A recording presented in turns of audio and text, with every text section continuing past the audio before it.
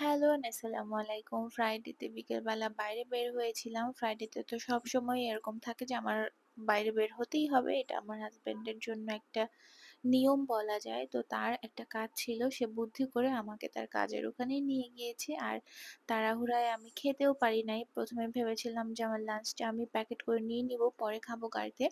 পরে ভাবলাম যে থাক, ওখানে বাইরে যেহেতু যাচ্ছি বাইরে গিয়ে কিছু একটা খেয়ে ফেলবো। এরপরে তো ফ্রাইডে শেষ। স্যাটারডেতে বিকেলবেলা মনে হলো যে একটু সিঙ্গারা খাবো। বাইরে বেশ ভালোই বৃষ্টি হচ্ছিল। ঝুম বৃষ্টি না হলেও অনেক অল্প অল্প বৃষ্টি হচ্ছিল, বাট অনেকক্ষণ ধরে হচ্ছিল। তো মনে হলো যে এরকম একটা বৃষ্টি ওয়েদারে চা আর সিঙ্গারা খেলে কেমন হয়। বাসায় সবসময় সিঙ্গারা থাকে, আমার চেষ্টা করি এনে রাখার, কারণ সিঙ্গারা আমার খুব বেশি পছন্দ। এক সময় ছিল যে আমি অনেক বেশি সিঙ্গারা খেতাম, ভালো লাগতো আমার সিঙ্গারা খেতে। এখনো ভালো লাগে, বাট এখন একটু কম খাওয়ার চেষ্টা করি। এখানে আমি ফ্রোজেন সিঙ্গারা ভেজে নিচ্ছিলাম। চুলার আঁচ একদম কমিয়ে দিয়ে আমি সিঙ্গারাটা ভাজছিলাম, কারণ সিঙ্গারাটা যেহেতু ফ্রোজেন, একটু আঁচ বাড়িয়ে দিলে বাইরের দিকটা হয়ে যায় বাট ভেতরে একটু ফ্রোজেন থেকে থাকে। তো এই জন্য আমি একেবারে কম আঁচে সিঙ্গারাটা ভাজছিলাম, যেন ভেতরেও খুব সুন্দরভাবে ভাজা হয়ে যায়। আর সিঙ্গারার সাথে খাওয়ার জন্য হচ্ছে চা বসাবো আমি, এই জন্য আগে আমি মিল্ক গরম করে নিচ্ছি।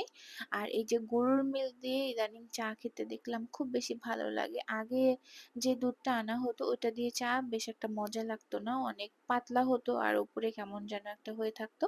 বাট এই দুধের চাটা খেতে খুব মজা লাগে। আর এদিকে আমি একটু ফ্রেঞ্চ ফ্রাইও বানিয়ে নিচ্ছিলাম, ভাবলাম যে ফ্রেঞ্চ ফ্রাই খেতেও ভালো লাগে। সিঙ্গারা এখানে তো একটু কমই আছে, আসলে সবার হবে না, এর জন্য সাথে ফ্রেঞ্চ ফ্রাই হলে দুটা মিলে হয়ে যাবে। আর আমার জন্য তো আমি চা বানাচ্ছি। আমি প্রথমে এখানে চা বসিয়েছি, পানির সাথে লিকার অ্যাড করে আমি কিছুক্ষণ জাল করে নিব। এরপরে এটা জাল দিয়ে যখন ঘন হয়ে যাবে, মানে লিকারের কালারটা চলে আসবে, তখন আমি আমার পরিমাণ মতো মিল্ক অ্যাড করব। আর দুধটা যেহেতু আমি ঘন করেই জাল দিয়ে নিয়েছিলাম, এই জন্য আমি চাচ্ছিলাম না যে দুধটা আরো আগে থেকে দিয়ে আমি টানিয়ে ফেলি। তো আর এখানে আমি যেহেতু ইনস্ট্যান্ট টিটা খাই এর সাথে অ্যাড করে, ওইটা দিয়ে নিয়েছি আমার কাপে। আর দুধের উপরে যে মালাইটা জমেছিল ওইটাও আমি আমার চায়ের সাথে অ্যাড করে নিয়েছি। এখানে আমার চা কিন্তু অলমোস্ট শেষ হয়ে গেছে আর কি। আর দেখতেই পাচ্ছেন কড়াইয়ের অবস্থা খুবই বাজে হয়ে গেছে, যেহেতু আমি অনেকক্ষণ ধরে লিকারটা জাল করাচ্ছিলাম, যার জন্য কড়াইটায় খুব ভালোভাবে দাগ বসে গিয়েছে। এটা অনেক সময় পানিতে ভিজিয়ে রাখতে হবে, নয়তো এই দাগ ওঠানো খুব ইজি হবে না। আর এদিকে আমি চা বানিয়ে নিয়েছি, চায়ের কালারটা এত সুন্দর এসছে। অনেকদিন পর আমার চায়ের খুব সুন্দর একটা কালার আসছে। আমি চা সবসময় খাই, বাট সবসময় যে আমার চা মজা হয় এরকম না। একটা সময় ছিল যখন আমি কলেজে পড়তাম বা স্কুলে পড়তাম লাস্টের দিকে, তখন আমার চা খুব মজা হতো।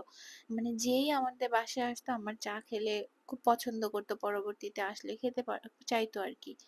আর কিছুদিন ধরে আমার চা আসলে তেমন একটা মজা হয় না। মাঝখানে তো আমি তেমন একটা চাও খেতাম না। এরপর থেকে না আমার চাটা কেন যেন সবসময় ভালো হয় না। মাঝে মধ্যে খুব মজা হয়, আর মাঝে মধ্যে তেমন একটা ভালোও হয় না। হয়তো মন দিয়ে বানাই না বা এরকম কিছু একটা হবে।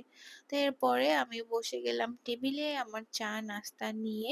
এখানে আমার হাসব্যান্ড থাকলে ভালো হতো, দুজন মিলে চা খেতে পারতাম। ২ কাপ চা নিয়ে বসে গল্প করতে করতে খাওয়া যেত। যেহেতু সে বাসায় নেই সেহেতু আমি একাই চা খাচ্ছি। নাস্তা কিন্তু এতগুলা আমি একাই খাইনি, আমার বাচ্চারাও সাথে শেয়ার করেছে। এই ধরনের চা না বারান্দায় বসে খেতে বা ছাদে বসে খেতে অথবা কারো সাথে আড্ডা দিতে দিতে খেতে বেশি মজা লাগে।